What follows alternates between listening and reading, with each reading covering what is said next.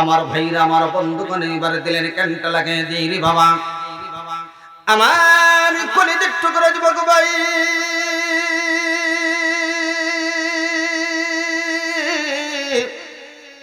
এখন পর্যন্ত যারা মাহফিলের প্যান্ডেলের ভিতরে বসতে পারলাম না রে বাবাজি, কপাল বড় পরাজয়ী জায়গার মধ্যে বসলেই নিজের জীবনের গুনাহগুলি মাফ হয়ে জান্নাতে হওয়া যায়, এমন একটা সুবর্ণ সুযোগ কিন্তু এলাকার মধ্যে প্রতিদিন হবে না। এই জন্য আজকে এলাকার মধ্যে জান্নাতের বাগান হয়ে গেছে। এরপরেও কিছু কিছু মুসলমান আছে, কিছু কিছু মা বোন আছে, কিছু কিছু যুবকরা আছে, জান্নাতি বান্দা হওয়া যায় ঘোষণা শুনেও জান্নাতের বাগানে আসবে না। কথা কোন ঠিক না বেড়ে? এই জন্য জান্নাতের বাগানের জন্য আমার আল্লাহ পাক রব্বুল আলামিন তাদেরকেই পছন্দ করেন, যাদের নামগুলি আমার আল্লাহ পরকালের জান্নাতের নামের তালিকায় উঠে রাখছে। পরকালের নামের লিস্টে যাদের নামগুলি উঠে রাখছে, পরকালের জান্নাতের নামের লিস্টে, ওই সমস্ত জান্নাতি বান্দা বান্দীদেরকে আল্লাহ পাক যাচাই করিয়া বাছাই করিয়া এই দুনিয়ার জান্নাতে বসার মতো সুযোগ করে দেয়। একবার জোরে বলা যাবে কি সুবহানাল্লাহ? এই জন্য আল্লাহর নবী বলেন, যে এলাকার মধ্যে দিনের মারকাজ থাকবে, কোরআনের শিক্ষা থাকবে, মাদ্রাসা থাকবে, ওই এলাকার মধ্যে রাত দিন 24টা ঘন্টা আল্লাহর রহমত নাযিল হইতে থাকে। ওই ফেরেশতারা দেখতে থাকে এই এলাকাটা আকাশের মধ্যে চমকিতেছে, যেমন আমরা দেখতে পাই আকাশের মধ্যে লক্ষ লক্ষ তারাগুলি জ্বলতেছে, এমন তারা আমরা দেখতে পাই। তারার মধ্যে মনে হয় আগুন ধরায় রাখছে, এই জন্য দেখা যায়। কিন্তু ফেরেশতারা তারার মতো এই মাহফিল যে এলাকার মধ্যে মাদ্রাসা আছে, ওই এলাকাগুলি দেখতে পারবে। ফেরেশতারা জিজ্ঞাসা করবে, আল্লাহ, ওই যে দুনিয়ার জমিনের দিকে তোমার নূরগুলি চমকাইতেছে, তোমার রহমত, তোমার বরকত গুলি নামতেছে গো আল্লাহ, রাত দিন 24টা ঘন্টা, তার কারণ কি? এলাকার মধ্যে কি আছে? আমার আল্লাহ ডাক দিয়ে বলে, ফেরেশতারা তোমরা তো জানো না, ওই এলাকার মধ্যে কোরআন শিক্ষার একটা কেন্দ্র আছে, ওই এলাকার মধ্যে একটা মাদ্রাসা আছে, ওই মাদ্রাসার তলে বলে আমরা ওই মাদ্রাসার মানের কারণে, সম্মানের কারণে আমি আল্লাহ আমার রহমত রাত দিন 24টা ঘন্টা ওই এলাকার মধ্যে পাঠাইতে থাকি, তার চমকানোর ঝিলিক তোমরা এটা দেখতেছ। একবার জোরে বলা যাবে কি মারহাবা? ও ফেরেশতারা, শুধু মাদ্রাসার সম্মান এতটুকুই না, ওই মাদ্রাসার মধ্যে যেমন আপনাদের ফয়জুল উলুম ইসলামী কওমি মাদ্রাসা মানাজি, ওই মাদ্রাসার মধ্যে যতগুলি তলে বলেলেন আছে ফেরেশতারা, ছোট্ট ছোট্ট তলে বলেলেন, তাদের মর্যাদা আমি আল্লাহ পাকের কাছে এত বেশি। তারা যখন বাড়ির থেকে বাহির হয় মাদ্রাসায় যাওয়ার উদ্দেশ্য করে, ওই রাস্তার মধ্যে পা গুলি রাইখা তারা যখন চলাফেরা করে মাদ্রাসার দিকে রওনা হয়, আমি আল্লাহ তাদের ইজ্জত আর সম্মানের খাতিরে তাদের পায়ের নিচ দিয়ে আমি আল্লাহ নূরের পাখা বিছাইয়া দেই। যে এলাকার মধ্যে মাদ্রাসা একজন সন্তান যদি কোরআনওয়ালা হইতে পারে, আপনার একটা সন্তান যদি কোরআনওয়ালা হইতে পারে, আপনার একটা নাতি যদি কোরআনওয়ালা হইতে পারে, আপনার বংশের কেউ যদি কোরআনওয়ালা হইতে পারে, আপনার সন্তান যতদিন পর্যন্ত কোরআন তেলাওয়াত করবে, হেফজখানায় থাকবে, নুরানিতে থাকবে, এমন একটা সন্তান, এমন একটা নাতি যদি পড়াশোনা করে, আপনার বংশের যারা অন্ধকার কবরে শুয়ে রয়েছে, এই কোরআনওয়ালা, এই তলেবুল ইলমের বংশের যারা কবরে শুয়ে রয়েছে, এই তলেবুল ইলমের খাতিরে আল্লাহ পাক বংশের সব কবরের আযাবগুলি মাফ করে দিবে। এটা কি ছোট্ট খাট্ট কথা মনে করতেছেন? একটা ছোট্ট মাসুম বাচ্চাকে কেন্দ্র করে আল্লাহ পাক তার বংশের সব মানুষের কবরের আযাবগুলি মাফ করে দিবে। একটা সন্তান যদি আমি আপনি যদি মাদ্রাসায় পড়াইতে পারি, একটা নাতি যদি মাদ্রাসায় পড়াইতে পারে, একটা বংশের লোক যদি কোরআনওয়ালা বানাইতে পারে, এই সুযোগ আমার আল্লাহ পাক দিয়ে রাখছে। যেরকম সুবহানাল্লাহ। এবারে চলুন, আল্লাহ পাক রব্বুল আলামিন এই তলেবুল ইলমের মর্যাদা কত দিয়েছেন। যেই এলাকার মধ্যে একজন তলেবুল ইলম থাকবে, ওই এলাকার মান আল্লাহ পাকের কাছে কত। ওই এলাকা কোনদিন পর্যন্ত আল্লাহর কাছে অবহেলিত হবে না। এই জন্য হাফেজ সাহেব যারা আছে, কোরআনের হাফেজ যারা আছে, কোরআনের একজন তলেবুল ইলম ছিল, কোরআনের হাফেজ, এই হাফেজ সাহেব একজন একটা কিতাবের মধ্যে আলোচনা লেখছে, তার নাম হলো আল্লাহ আল্লামা ইবনে বতুতা রাহমাতুল্লাহি আলাইহি তিনি জবর বিখ্যাত আলেম ছিলেন। তিনি বিভিন্ন দেশগুলি সফর করতেন মাসালাগুলো হল করার জন্য। তিনি সফর করতে করতে তিনি একটা কিতাব লিখছেন, তার কিতাবের নামটা হলো সফর নামক কিতাব। এই সফর নামক কিতাবের মধ্যে চমৎকার একটা ঘটনা তিনি লিখেছেন, চমৎকার একটা আলোচনা লিখেছেন তিনি তলবুল ইলমদেরকে লইয়া। আমি সেই আলোচনাটা কিতাবের মধ্যে পড়েছি, আমি জানি এবং আপনাদেরও জানতে মন চায় কি চায় না। যে একজন তলবুল ইলমের মর্যাদাগত কিতাবের মধ্যে লেখি সৌদি আরবের মধ্যে একটা ফ্যামিলি ছিল। ওই ফ্যামিলির মধ্যে তাদের বিবাহ হয়েছে, অনেক দিন পর্যন্ত হয়ে গেছে, কিন্তু কোনো সন্তানাদি হয় না। এমন সময় আল্লাহর দরবারে তাহাজ্জুদের নামাজ পড়ে দোয়া করলো, আল্লাহ গো আমাদের যদি একটা ছেলে সন্তান তুমি দান করো, এই সন্তানটা মাদ্রাসায় পড়াবো, কোরআনের হাফেজ বানাবো। একবার জোরে বলা যাবে কি মারহাবা? এমন দোয়া এমন নিয়ত করে কি করে না? কথা কান্নাকে করে কি করে না? কিন্তু ভালো ভালো নিয়ত করবেন, আল্লাহ পাক কবুল করবে। এমন সময় মা বাবাই দোয়া করে, এমন সময় দোয়াটা আল্লাহর দরবারে মঞ্জুর হয়ে গেছে। কারণ রে বাবা, তাহাজ্জুদের সময়টা হলে এমন সময় আমার আল্লাহর রহমত খানা নিচের আসমানে নেমে আসে। আমার আল্লাহ ডাক দিয়ে বলে, ও পৃথিবীর বান্দা বান্দিরা রে, তোমাদের কার কোন অভাব আছে? এখন তো তাহাজ্জুদের সময় চলতেছে, আমি আল্লাহর অফিস টাইম চলতেছে।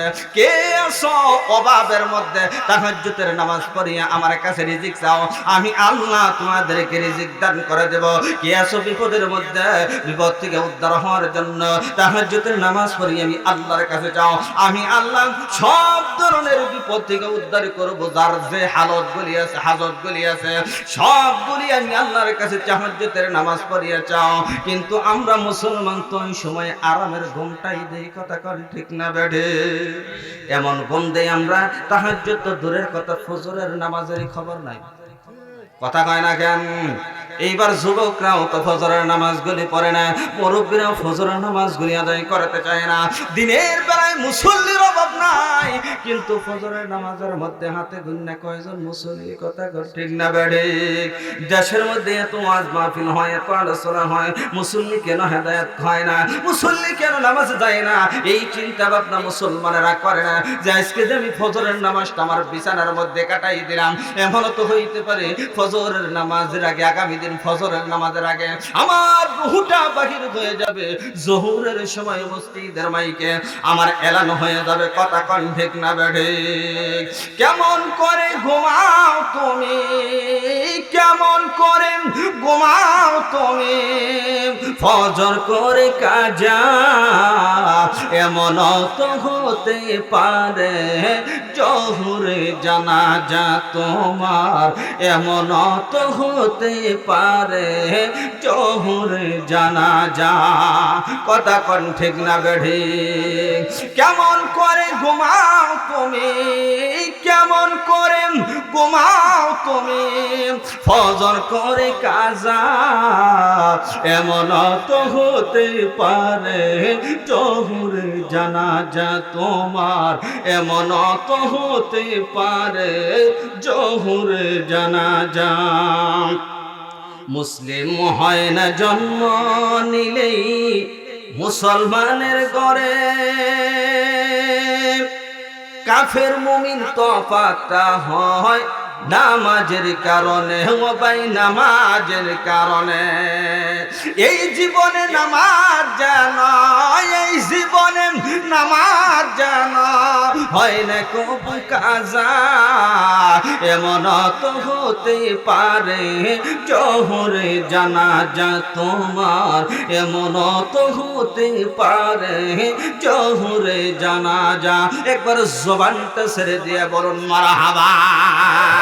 আমার ভাইরা, আমার বন্ধুগণ, এইবারে দিলেন কেনটা লাগাই দে আমার মুসলমান বাবাজি, এইবারে দিলের কেনটা লাগাই দে ওই সফর নামক কিতাবের মধ্যে আল্লামা ইবনে বতুতা রাহমাতুল্লাহি আলাইহি চমৎকার একটা আলোচনা করেছেন। মা বাবা দোয়া করে আমাদের সন্তান নেই, সন্তানের জন্য আমার আল্লাহ তাদের দোয়া কবুল করে ফেলাইছে। এমন সময় কিছুদিনের মধ্যে একটা সন্তান হয়েছে, ছেলে সন্তান। দেখতে দেখতে সন্তানটা বড় হইল, তারা নিয়ত করেছিল ছেলে একটা সন্তান যদি হয় ছেলে সন্তানটাকে মাদ্রাসায় পড়াবো, কোরআনের হাফেজ বানাবো। একবারে জোরে বলা যাবে কি মারহাবা। এবার সন্তান হয়েছে, মাদ্রাসায় দেওয়ার বয়স হয়ে গেছে, তারকে মাদ্রাসা দিয়ে দিছে। কিতাবের মধ্যে সেই সন্তানের নাম হলো আবুল বারাকাত। এই আবুল বারাকাতকে মাদ্রাসার মধ্যে দিয়ে দিছে পড়াশোনার জন্য। দেখতে দেখতে নুরানি শেষ করে কোরআন শেষ করিয়া অল্প দিনের ভিতরে আবুল বারাকাত 30 পারা কোরআনের হাফেজ হয়ে গেছে। এমন সময় হাফেজ যখন হয়েছে, এই আবুল বারাকাত তো মাদ্রাসার মধ্যে লেখাপড়া করে, মা আর বাবা হঠাৎ করে একদিন চিন্তা ভাবনা করলো ওই এলাকা থেকে সমুদ্র পথে জাহাজ যাইতেছে একটা ভ্রমণ করার জন্য। এলাকার সব মানুষ মিলে একটা জাহাজ ভাড়া করেছে, তারা সমুদ্র দিয়ে বেড়াবে, পিকনিক করবে, সফর করবে। এমন সফর আমাদের এলাকা থেকেও হয় কি হয় না? সবাই যায় না মাঝে মধ্যে সফরে যায়, পিকনিকে যায়, এটা যাবেন, এটা নবীর সুন্নত অনুযায়ী যাবেন। এইবারে চিন্তা ভাবনা করলো, ঠিক আছে আমরা স্বামী আর স্ত্রী যাব, আমাদের সন্তান আবুল বারাকাত যে মাদ্রাসায়, তাকে কিন্তু খবর দেওয়া যাবে না, তাকে খবর দিলে সেও যেতে পারবে, কিন্তু সমুদ্রের পথে যাব। কিন্তু ঘটনাক্রমে যদি জাহাজটা ডুইবা যায়, আমরা বড় মানুষ, আমরা হয়তো 7-8 টাতার দিয়ে এদিকে যাইতে সেদিক যাইতে পারবো, কিন্তু আমাদের সন্তান তো যাইতে পারবে না, এই জন্য তাকে নিব না। রাত্রিবেলায় সন্ধ্যাবেলায় আবুল বারাকাতের মা বাবা ব্যাগগুলি গুছাইতেছে, কাপড় চোপড়গুলি বাস করতেছে, যে তারা পরের দিন সকালবেলায় পিকনিকে যাবে।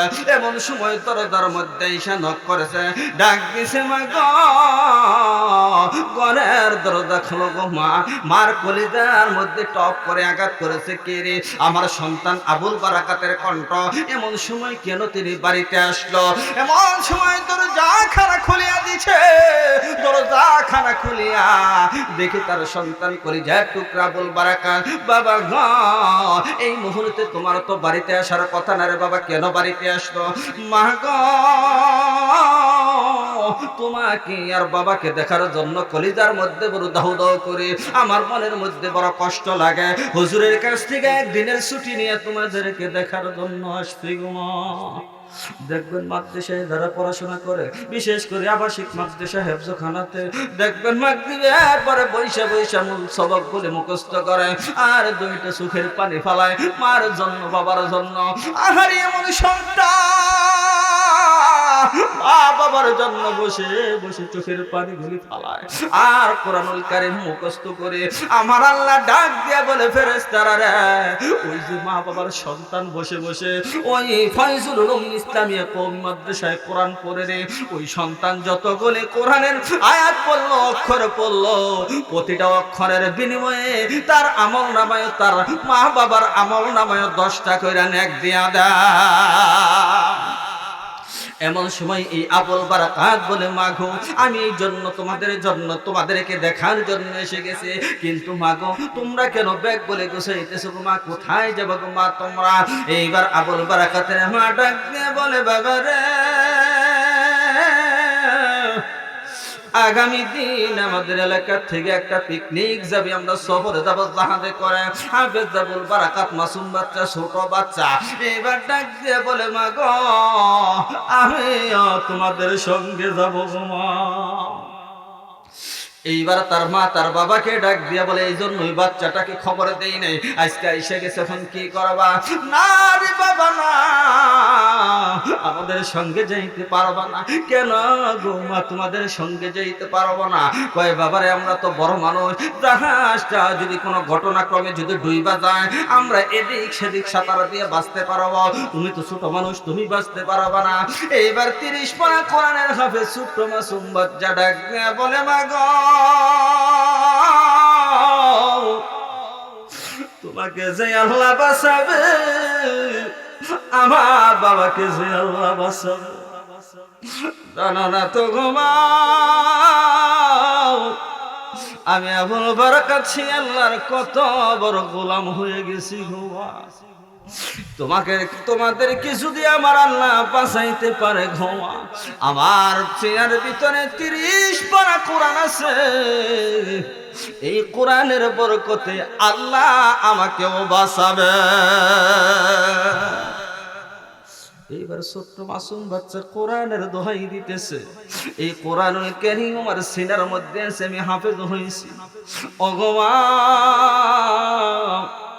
আমাকে আমার আল্লাহ বাঁচাইতে পারবে, ঘুম আমার সাঁতার দেওয়া লাগবে না। এমন সময় হাফেজ আবুল বারাকাত নাসর বান্দা কোথাও তিনি যাবে তাদের সঙ্গে। এইবার পরের দিন সকালবেলায় তার সন্তানকে লইয়া হাফেজ আবুল বারাকাতকে লইয়া আবুল বারাকাতের মা বাবা জাহাজের মধ্যে উঠে গেল। এমন সময় চলতে চলতে চলতে চলতে সমুদ্রের মাঝখান পর্যন্ত চলে গেল। সমুদ্রের মাঝখান পর্যন্ত যাওয়ার পরে এমন সময় হঠাৎ করে সমুদ্রের মধ্যে ঝড় তুফান শুরু হয়ে গেল। সমুদ্রের ভিতরে যারা আছে সবাই দোয়া ইস্তেগফার পড়া আরম্ভ করে দিল। তাল তরঙ্গমালা সমুদ্রের মধ্যে শুরু হয়ে গেল। জাহাজ একবার ডান দিকে যায়, আবার জাহাজটা বাম দিকে যায়। এমন সময় সবাই যে দোয়া কালামগুলো পড়তেছে সবগুলি পড়তেছে, হঠাৎ করিয়ে জাহাজটা পানির নিচে যেতে আরম্ভ করলো। হাফেজ আবুল বারাকাতের বাবা তার কলিজার টুকরা সন্তানকে বুকের মধ্যে জড়িয়ে ধরেছে। বাবা রে, তোরে তো না করেছিলাম, মানা করেছিলাম, আসিস না রে বাবা। এখন আমরাও দুনিয়ার থেকে বিদায় নিয়ে চলে যাব। তোর তো জীবন কেবল শুরু, তুই না হয় বেঁচে গেছি, কিন্তু আজকে আসলি রে বাবা, আমাদের সঙ্গে হয়তো বা পানিতে ডুবাই মারা যাবে। এক একজন এক এক দিকে ডুবাডুবি করতেছে। এমন সময় হাফেজ আবুল বারাকাতের বাবা তার সন্তান আবুল বারাকাতকে বুকের মধ্যে জড়াইয়া ধরেছে। এমন সময় আবুল বারাকাতের বাবা পানির নিচের দিকে একবার যায়, উপরের দিকে একবার ওঠে, ঢেউয়ের ছুটে আবুল বারাকাত তার হাত থেকে খসে গেছে। এমন সময় হাফেজ আবুল বারাকাত পানির মধ্যে ডাঙ্গায়া ডাঙ্গায়া সাঁতরায়া সাঁতরায়া একদিকে যাইতেছে। এমন সময় আমার আল্লাহকে ডাক দিয়া বলে, এই মাসুম বাচ্চা কোরআন ওয়ালা ডাক দিয়া বলেন, ওগো আল্লাহ, আমার মা বলেছিল, আমার বাবা বলেছিল তারা নাকি বাঁচতে পারবে এদিক সেদিক সাঁতার দিয়া, আমি বাঁচতে পারবো না। আমার মনে বড় ইচ্ছে ছিল, আমার মনে বড় ঈমান ছিল যে তুমি আল্লাহ এই কোরআনের উসিলায়, কোরআনের বরকতে আমি হাফেজ আবুল বারাকাতকে এই সমুদ্রের মাঝখান থেকেও তুমি বাঁচাইতে পারো। ওগো আল্লাহ, যদি না বাঁচাও কোরআনের ইজ্জত থাকে না। এমন সময় দেখতে পেল কোথায় থেকে যেন বড় একটা কাঠের খণ্ড, তক্তার খণ্ড হাফেজ আবুল বারাকাতের সামনে চলে আসছে। গায়েবী সাউন্ড হয়ে গেল, ওরে আল্লাহর কোরআন ওয়ালা বান্দা, ওরে আল্লাহর কোরআন ওয়ালা প্রেমিক, তাড়াতাড়ি কাঠের খণ্ডের উপরে চইরা বসো। ওরে মুসলমান, যেমন নাকি কাঠের খণ্ডের মধ্যে চইরা বসলো, এই কাঠের খণ্ডে ইঞ্জিন লাগানো নাই, এই কাঠ চলতে তেল লাগে না, মোবিল লাগে না। এমন সময় কাঠটা জাহাজের মতো চলা আরম্ভ করলো। সুলাইমান পয়গম্বর আলাইহিস সালাতু ওয়াস সালাম সিংহাসন চালায়, তেল লাগে না, মোবিল লাগে না, কুদরতি ভাবে চলে। এইটাও কুদরতি ভাবে চলা আরম্ভ করলো। এই কাঠের খণ্ডটা হাফেজ আবুল বারাকাতকে নিয়ে যাইতে যাইতে যাইতে যাইতে একটা দ্বীপের মধ্যে পৌঁছে দিল। ওই দ্বীপের কাছাকাছি যখন চলে গেছে, এইবার হাফেজ আবুল বারাকাত দ্বীপের মধ্যে নেমে গেছে। কয়েকদিনের না খাওয়া শিশু সন্তান ওই দ্বীপের উপর উঠে গেছে। ওইটা মানুষ বিচার কে এসো গো, এই দিকের মধ্যে কোনো মানুষ পায় না। হঠাৎ একটা মানুষ পায়, কিন্তু তাদের আকৃতি হলো আলাদা, তাদের চেহারা মুসলমানের মতো দেখা যায় না। এমন করতে করতে সন্ধ্যা যখন হয়ে গেছে, হাফেজ আবুল বারাকাত একটা বাড়ির ঘরের সামনে, একটা বাড়ির সামনে চলে গেছে। ওই বাড়িটা ছোট্ট ছোট্ট একটা ঘর, লতা পাতা দিয়ে বেড়া দেওয়া। বাড়ির বাহির থেকে ডাক দিছে, মা গো, কে আছো গো মা? আমি দূর দেশের একজন আল্লাহর বান্দা, আমি বড় ক্ষুধার্ত অবস্থায় আছি গো মা। এই দেশের মধ্যে আমার কেউ নাই, আমাকে একটু থাকার জায়গা দিবা নাকি? এবার বাড়ির ভিতর থেকে একজন আল্লাহর বান্দি বাহির হয়ে আসছে। তিনি কোনো মুসলমান না, তিনি হলেন একজন হিন্দু মহিলা। ওই হিন্দু মহিলা বাড়ির ভেতরে থেকে বাহির হয়ে আসবে। এইবার দেখে হাফেজ আবুল বারাকাত, তার পরনের মধ্যে ছিল জুব্বা, তার পরনের মধ্যে ছিল জুব্বা, তাকে দেখতে তাদের মতো লাগে না। এবার বলে, বাবা তুমি এত ছোট মানুষ, তোমাকে এত সুন্দর দেখা যায়, সৌদির মানুষগুলো এমনিতেই সুন্দর, এইবার তোমাকে এত সুন্দর দেখা যায়, বাবা গো বলো তো দেখি কোথায় তোমার ঘর আর কোথায় তোমার বাড়ি? এমন সময় সব ঘটনা যখন বর্ণনা করলো, হাফেজ আবুল বারাকাত বলল, আমরা মুসলমান। এই আল্লাহর বান্দি মহিলা, হিন্দু মহিলাটা ডাক দিয়ে বলে, মুসলমান আবার কি? এই কথাই তো আমরা শুনি নাই। কয় তাহলে আপনাদের এই দেশের মধ্যে কি বাস করে? কয় আমরা সব হলাম হিন্দু, আমরা মূর্তির পূজা করি। এই এলাকার মধ্যে মুসলমান বলতে কোনো জাতি নেই, মুসলমান বলতে কোনো ধর্ম নাই রে বাবা। ও ঘুমা, যেহেতু এই সেই করছি, আমাকে একটু থাকার সুযোগ দিবা কিনা? এইবার বললো ঠিক আছে, বাড়ির ভিতরে তো আমি সারা, আমার একমাত্র যুবতী একটা মেয়ে সারা, আর কেউ নাই। আমার স্বামী ইন্তেকাল করেছে, আর কেউ থাকে না এই ঘরের মধ্যে, এই বাড়ির মধ্যে। এইবার বললো মা গো, বারান্দায় আমাকে একটু সুযোগ দাও থাকার জন্য। এইবার হাফিজ আবুল বারাকাতকে ওখানে সুযোগ দিল। পরের দিন সকাল হয়ে গেল, হাফিজ আবুল বারাকাত বলে মা গো, আপনার স্বামী নাই, কে আপনাদের সংসারটা চালায়? এমন সময় হাফিজ আবুল বারাকাত দেখতে দেখতে রে বাবা সংক্ষেপ করে দিলাম, এইবার দেখতে দেখতে কয়েকদিন পর্যন্ত চলে গেল। হাফিজ আবুল বারাকাত সকাল বেলায় যায় লাকড়ি কাটার জন্য জঙ্গলে, লাকড়িগুলিকে এইটা খড়ি বানাইয়া বাজারে নিয়ে বিক্রি করে, ওই টাকা পয়সা দিয়ে বাজার করিয়া আইনা ওই হিন্দু মহিলার কাছে দেয়। হিন্দু মহিলা খায়, তার মেয়ে খায়, হাফিজ আবুল বারাকাত খায়। এইভাবে সুন্দর চলতেছে চলতেছে। হঠাৎ করে একদিন আবুল বারাকাত সন্ধ্যাবেলায় বাড়ির ভিতরে যখন নাকি আসবে, এমন সময় দেখে বাড়ির ভিতরে থেকে হাউ মাউ করে কান্নার সাউন্ড আসতেছে। আবুল বারাকাত বাড়ির ভিতরে যাইয়া বলে, হিন্দু মা গো, আপনাকে এতদিন পর্যন্ত আপনার বাড়িতে থাকি কোনোদিন কাঁদতে দেখি না, আজকে কেন গো মা আপনি কান্দেন গো, কি হয়েছে? কয় বাবারে, তোমার কাছে বলা যাবে না আমাদের কি হয়েছে। আবুল বারাকাত দেখে মা আর মেয়েকে জড়াইয়া দইরা দুইজন কান্নাকাটি করতেছে। কয় না, আমি যেহেতু আপনাদের বাড়িতে থাকি, আমাকে বলতে হবে আপনাদের কি হয়েছে। এবার যখন নাকি নাসর বান্দা, তখন ওই হিন্দু মহিলা ডাক দিয়ে বলতেছে, বাবা আমাদের দেশের একটা নিয়ম হলো, ওই যে অমক চাঁদের অমক তারিখে একটা রাত্রি আছে, ওই রাত্রির মধ্যে ওই যে সাগর দেখা যাইতেছে, ওই সাগরের কিনারায় আমাদের একটা মন্দির আছে। ওই মন্দিরের ভিতরে এই দেশের মধ্যে দ্বীপ, ওই দ্বীপটার নাম কিতাবের মধ্যে মালদ্বীপ। এই মালদ্বীপের মধ্যে সবচেয়ে সুন্দরী রূপসী যেই যুবতীটা আছে, 14 বছর বয়স দ্বারা হয়, এত সুন্দরী, সবচেয়ে সুন্দরী রূপসী যুবতীটাকে সুন্দর করে সাজাইয়া, হাতের মধ্যে স্বর্ণের অলংকার দিয়া, কানের মধ্যে নাকের মধ্যে স্বর্ণের অলংকার দিয়া, দামি শাড়ি পরাইয়া, সন্ধ্যাবেলায় সরকারি লোক আইসা তাকে নিয়ে যায় ওই মন্দিরের ভিতরে। ওই মন্দিরটা হলো সাগরের এক কিনারায়। এই মন্দিরের ভিতরে এই যুবতী মেয়েকে সন্ধ্যাবেলায় নিয়ে দিয়ে আসে, আবার সকালবেলায় যায় তার লাশ বাহির করে নিয়ে আসে। এইটা হলো আমাদের নিয়ম। কয় কেন লাশ বাহির করে নিয়ে আসে? কয় সন্ধ্যাবেলায় যুবতীটাকে নিয়ে দিয়ে এসে সুন্দর করে সাজাইয়া, এইটা হলো আমাদের ভগবানের ভোগ। জোরে কর নাউজুবিল্লাহ। এটা ভগবানের ভোগ করার জন্য দেয়। সকালবেলায় তার লাশটা বাহির করে নিয়ে আসে। মাথা হলে কান্দন কেন? কয়েকদিন মাত্র বাকি আছে এই বছর, এই যে আমার একমাত্র মেয়েটাই, মেয়ের সিরিয়াল পড়েছে, মেয়েকে সাজায় নিয়ে যাবে, মেয়েটা ভগবানের ভোগ হবে, আমার উপর আনন্দের বিষয়। কিন্তু আমার তো আর কেউ নাই এই দুনিয়ার জমিনের মধ্যে, এই জন্য আমি কেমনে?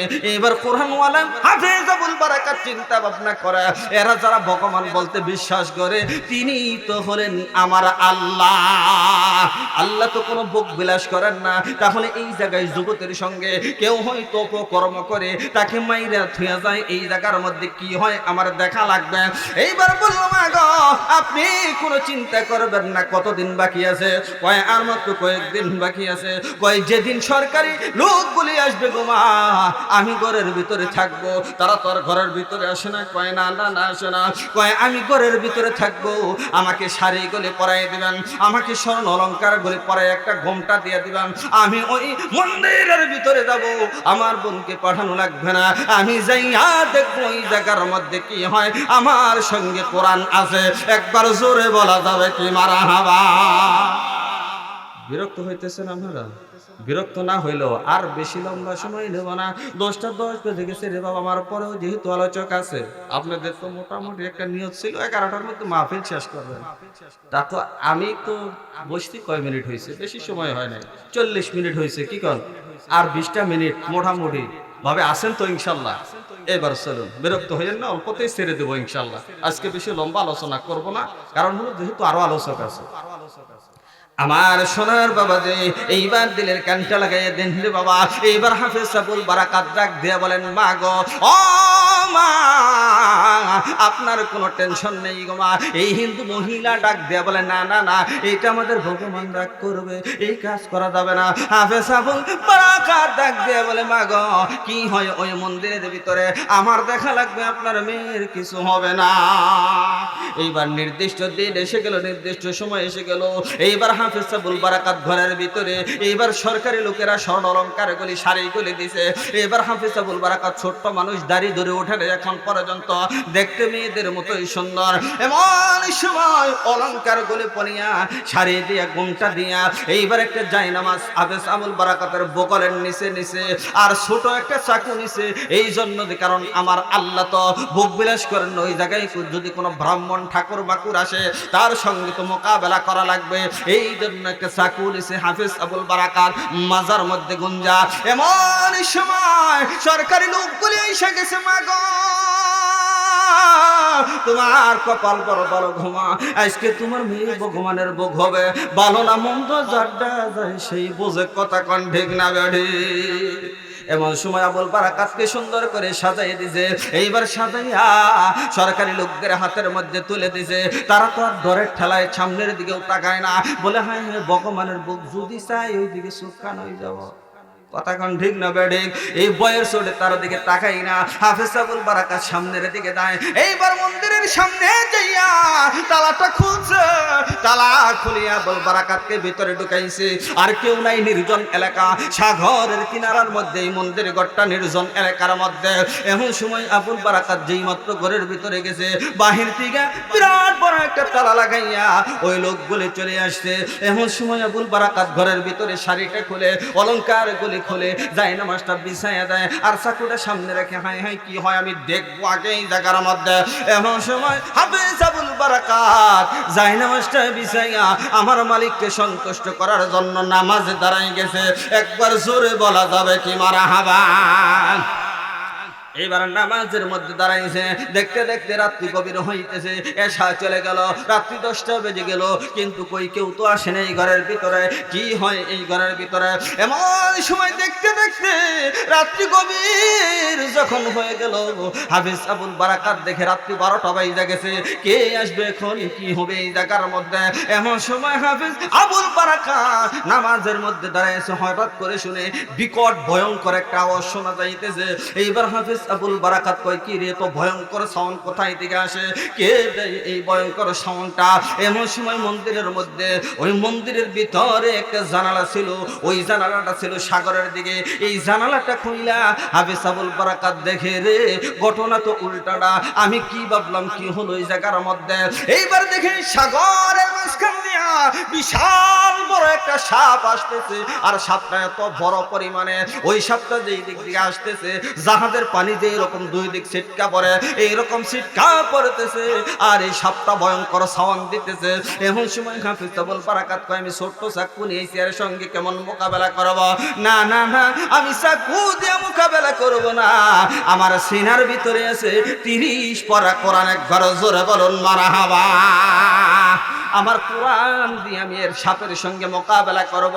এমন সময় হাফেজ আবুল বারাকাত কোরআনুল কারীমের মধ্যে একটা সূরা আছে, ওই সূরাটা 29 নম্বর পারা, ওই সূরাটার নাম হলো সূরা জিন।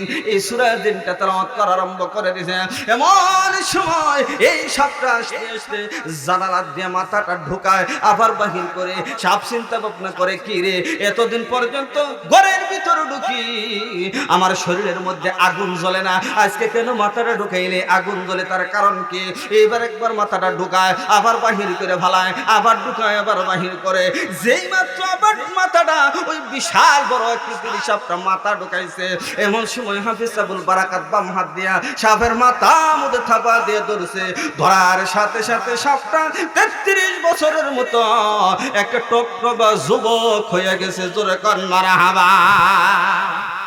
সাপের গলা মধ্যে ধরছে, গলা মধ্যে ধরার সাথে সাথে যুবকে পরিণত হয়ে গেছে। এইবার হাফেজ আবুল বারাকাতের পায়ে পড়ে গেছে। এইবার এই যুবকটাকে, যুবকের পরিচয় কি? আর এই জায়গার মধ্যে হাফেজ আবুল বারাকাত এই যুবকের সঙ্গে মোকাবেলা কইরা জিততে পারে কিনা? হাফেজ আবুল বারাকাত কি মইরা যায় না সকালবেলায় জীবিত বাহির হয়? এই ঘরের ভিতরে কি কি ঘটনা ঘটে সেইটা আপনাদের শুনতে মন চায় কি চায় না? চাই তো ইনশাল্লাহ। এত হস্তা না, এত সহজেই বলা হবে না।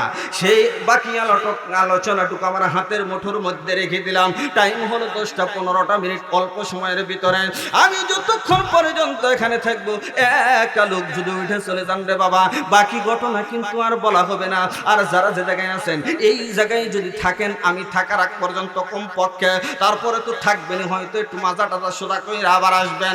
সেই পর্যন্ত যদি থাকেন, একটা লোকও যদি না ওঠেন, শর্ত হলো তাহলে আজকের মূল আলোচনা এই ঘরের ভিতরে কি হয়, এই জায়গার মধ্যে কি ঘটনা ঘটে, এইটা আমি সম্পূর্ণ করে যাব। আর যদি কেউ উঠা যান তাহলে কিন্তু আজকে আর বলা হবে না। আসেন তো ইনশাল্লাহ, কি কর? অল্প সময় এইবার শুনুন, আলোচনাটা একটু অন্যদিকে নিয়ে যায়। যেহেতু আজকে মাদ্রাসার মাহফিল রে বাবা, এই তলেবুল ইলমের সিনার ভিতরে কোরআনের এত পাওয়ার। এই তলেবুল ইলমগুলি এলাকার মধ্যে হোক, এই কোরআন ওয়ালা এলাকার মধ্যে হোক, এই কোরআন এলাকার মধ্যে মাদ্রাসা হোক, আপনারা চান কি চান না? এই মাদ্রাসার মধ্যে যারা সাহায্য করবে, তারা সহযোগিতা করবে, আল্লাহ নবী বলেন তাদেরকে আমার আল্লাহ 5টা পুরস্কার দিবেন। একবার জোরে বলা যাবে কি মারহাবা? যিনি দান করবেন এই আল্লাহর নবীর ঘর মাদ্রাসার মধ্যে, তিনাকে আল্লাহ পাক রব্বুল আলামিন পৃথিবীর জমিনের মধ্যে হায়াত বাড়াইয়া দিবেন।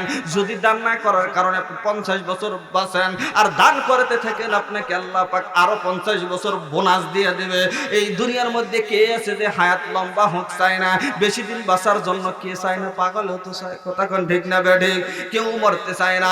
এমন সময় আল্লাহ নবী বলেন, যিনি দান করবেন তিনার হায়াত লম্বা করে দিবেন। যিনি দান করবেন তিনার সামনে যদি পাহাড় পরিমাণ যদি বিপদ থাকে, আজকে আপনি ধরেন এখান থেকে আপনি কালীঘাটে যাবেন, মাঝখানে আপনি যাইতে অ্যাক্সিডেন্ট হবে, আপনার কপালে এটা লেখা, কিন্তু আপনি দান কইরা গেছেন। এই দানের উসিলা করিয়া আল্লাহ পাক ওই বিপদটা আপনার দূর করে দিবে। এই বিপদটা যদিও ওই পাহাড় সমান পরিমাণ হয়, এরপরেও বিপদটা আপনাকে দূর করে দিবে। যিনি দান করবেন, দানকারীর রিজিক আল্লাহ পাক বৃদ্ধি করে দেবে। আপনি যদি 1 কোটি টাকার মালিক থাকেন, আপনার যদি 1 কোটি টাকা থাকে, 1 কোটি টাকা থাকে, আপনি যদি ওখান থেকে দান করেন, আল্লাহ পাক দেখবেন অল্প দিনের ভিতরে আপনাকে 10 গুণ বাড়াইয়া দিবে। যিনি দান করবেন, তিনার পিতা মাতা আত্মীয় স্বজন যারা অন্ধকার কবরে, তাদের কবরের আযাবগুলি আল্লাহ পাক মাফ করে দিবেন। যিনি দান করবেন, সর্বশেষ 5 নম্বরে যেই পুরস্কারটা আল্লাহ পাক দিবেন, হাশরের ময়দানে বিনা হিসাবে জান্নাত দিবে। তাহলে দান করার দরকার আছে না নাই? এই জন্য মাদ্রাসার মধ্যে তলেবুল ইলম যারা আছে, তাদের পড়াশোনা ঠিকঠাক, মাদ্রাসাটা আরো সুন্দর হোক। এলাকাবাসী চান এ পর্যন্ত আসবে। আজকে এই মাহফিলকে উদ্দেশ্য করে মাদ্রাসার জন্য কোন আল্লাহর বান্দা আছেন সর্বপ্রথম, আমি বেশি লম্বা সময় নেব না, আগেই বলে যে কোন বান্দা আছেন সর্বপ্রথম 20,000 টাকা দান করবেন। জীবনের মধ্যে বহুত কোটি কোটি টাকার কাজ করেছেন, কোটি টাকা খরচ করে বিল্ডিং বানাইছেন। ওই বিল্ডিং আপনি মইরা দেখেন, এই বিল্ডিং আপনার কবরে দিবে না। বিল্ডিং এর ভিতরে খাট পালঙ্ক বানাইছেন, কিছুই আপনার কবরের মধ্যে দিবে না। আজকে যদি কিছু দান, যদি 20,000 টাকা জীবনের মায়ার থেকে যদি ত্যাগ করিয়া 20,000 টাকা যদি মাদ্রাসার মধ্যে দান করে যাইতে পারেন, এই মাদ্রাসা যতদিন পর্যন্ত থাকবে, ছাত্ররা ইলম শিখবে। এই যে আপনার টাকায় মাদ্রাসা হইল, তাই 1 মাস পর্যন্ত এই মাদ্রাসা ইলম শিখবে। এই ইলমটা আবার আরেকজনকে শিখাইছে, সে আবার আরেকজনকে শিখাইছে। এইভাবে আপনি আজকে দান করে কবরে চলে যাবেন। আপনার সন্তানেরা যদি আপনার জন্য কিছু নাও করে, এই যে মাদ্রাসায় দান করে গেছেন, এই সওয়াবগুলি আপনি কবরে শুয়ে শুয়ে কিয়ামত পর্যন্ত সদকায়ে জারিয়া পাইতে থাকবেন। একবার জোরে বলা যাবে কি মারহাবা? আপনার সব ইনকামের লাইন বন্ধ, কিন্তু এটা সদকায়ে জারিয়া, এমন সদকায়ে জারিয়া, এটা কইরা যাবেন, আপনি কবরে শুয়ে শুয়ে এটার নেক পাইতে থাকবেন। এই জন্য কোন আল্লাহর বান্দা আছেন সর্বপ্রথম মাদ্রাসার জন্য 20,000 টাকা আমি আমিনুল ইসলাম আশরাফির হাতের মধ্যে দেবেন। বাবাজি আমি অন্তর থেকে তার জন্য দোয়া করে দেব। বাবারে, কার দোয়া কখন কবুল হয় বলা যায় না। আমি মন থেকে অন্তরে থেকে তার জন্য দোয়া করব, আল্লাহ পাক যেন তাকে এই পৃথিবীর জমিনে আরো সম্পদশালী বানাই দেয় এবং পরকালে যেন বিনা হিসাবে জান্নাত দিয়ে দেয়। হাফেজ আবুল বারাকাত সাপের মাথার মধ্যে ধরার সাথে সাথে এই যুবকটা ডাক দিয়া বলে, ও আল্লাহর বান্দা, আজ পর্যন্ত আমাকে কেউ যুবক বানাইতে পারে নাই, দেখতে পারে নাই আমি কি এই জায়গার মধ্যে আসি। এইবার হাফেজ আবুল বারাকাত বুকের মধ্যে সিনার ভিতরে 30 পারা কোরআন আছে, এই কোরআনের পাওয়ার বলতেছে, সত্যি করে তোমার পরিচয় বলা, পরিচয় যদি না দাও, আমার সিনার ভিতরে কোরআন আছে, এই কোরআনের মন্ত্র দ্বারা তোমাকে জ্বালাইয়া পোড়াইয়া ছাই বানাই দিব। এইবার এই যুবকটা হাফেজ আবুল বারাকাতের পায়ের মধ্যে ধরে ডাক দিয়ে বলে, আগো আল্লাহর বান্দা, কি মন্ত্র পড়েছো? আমি এই ঘরে ঢোকার সাথে সাথে আমার শরীরের মধ্যে আগুন ধরে গেছে, শরীর জ্বালা পোড়া আরম্ভ করে দিয়েছে, তাড়াতাড়ি বন্ধ করো, আমি এই ঘরের ভিতরে আর জীবনে কোনোদিন আসবো না। কয় না না না, তোমার পরিচয় বলো। কয় আমি হলাম একটা দুষ্ট জিন জাতি, আমি হলাম একটা জিন, আমি কোনো মানুষ না, আমি কোনো সাপ না। আমি প্রতি বছর ঈশা এই ঘরের ভিতরে যুবকের আকৃতি তৈরা, তারা এই যুবকটা এই যুবতীটা এখানে দিয়ে যায়, তার সঙ্গে সারা রাত্রি অপকর্ম করে, আর আমি যে এই রকম মানুষ সেইটা যেন না বলতে পারে, এই জন্য আমি এই জায়গার মধ্যে তাকে মাইরা এরপরে সকাল বেলায় বাহির হয়ে লিল্লাহে তাকবীর, লিল্লাহে তাকবীর। প্রধান বক্তার আগমন হযরত মাওলানা মুফতি আবু ইউসুফ সাহেবের আগমন, মানাজিবাসীর পক্ষ থেকে মাশাআল্লাহ, আলহামদুলিল্লাহ। আমার শ্রদ্ধেয় ভাজন, আমার সম্মানী ভাই এসে গেছেন, আমি আর লম্বা করব না। এবার হাফেজ আবুল বারাকাত তাকে মন্ত্র দিয়ে আটকাইয়া এখানে তাকে ওই জায়গার থেকে আবুল বারাকাতের কাছ থেকে মাপসায় বিদায় নিয়ে চলে গেছে। সকালবেলায় সরকারি লোকগুলি আইসা আবুল বারাকাতকে জীবিত উদ্ধার করে, তো তারা ভয়ে চোটে শেষ যে প্রতি বছর জীবিত মৃত মহিলার লাশ এখান থেকে নিয়ে যায়, তুমি জীবিত কেমনে, সব ঘটনা খুলে বলল। বলার পরে হাফেজ আবুল বারাকাতকে বাদশার দরবারে নেওয়া হলো। এবার বাদশা বলল, আগামী বছর যদি শয়তানটা যদি না আসে, তুমি সেই পর্যন্ত অপেক্ষা করবা। আমি কথা দিলাম, মালদ্বীপের যতগুলি হিন্দু আছে সব মুসলমান হয়ে যাব। পরবর্তী বছর পর্যন্ত অপেক্ষা করলো। এই রাত্রিতে আবার হাফেজ আবুল বারাকাতকে সাজাইয়া এই ঘরের ভিতরে দেওয়া হলো। এই বছর আর ওই শয়তানটা আসে নাই। সকালবেলায় আবুল বারাকাত রাজ দরবারে চলে গেল। এইবার ওই বাদশা ডাক দিয়ে বলে, হাফেজ আবুল বারাকাত, তুমি ছোট্ট মানুষ, তোমার সিনার ভিতরে 30 পারা কোরআন, এই কোরআনের এত পাওয়ার আর অন্য ধর্মে থাকবো না, কোরআনের বরকতে আমাকে এই মুহূর্তে পড়াইয়া দাও, লা ইলাহা ইল্লাল্লাহু মুহাম্মাদুর রাসূলুল্লাহ। চিৎকার দিয়ে বলেন আমিন। এই কোরআনের এত বরকত, বাবা এই মাদ্রাসার দিকে সুনজর রাখবেন, মাদ্রাসায় দান করবেন।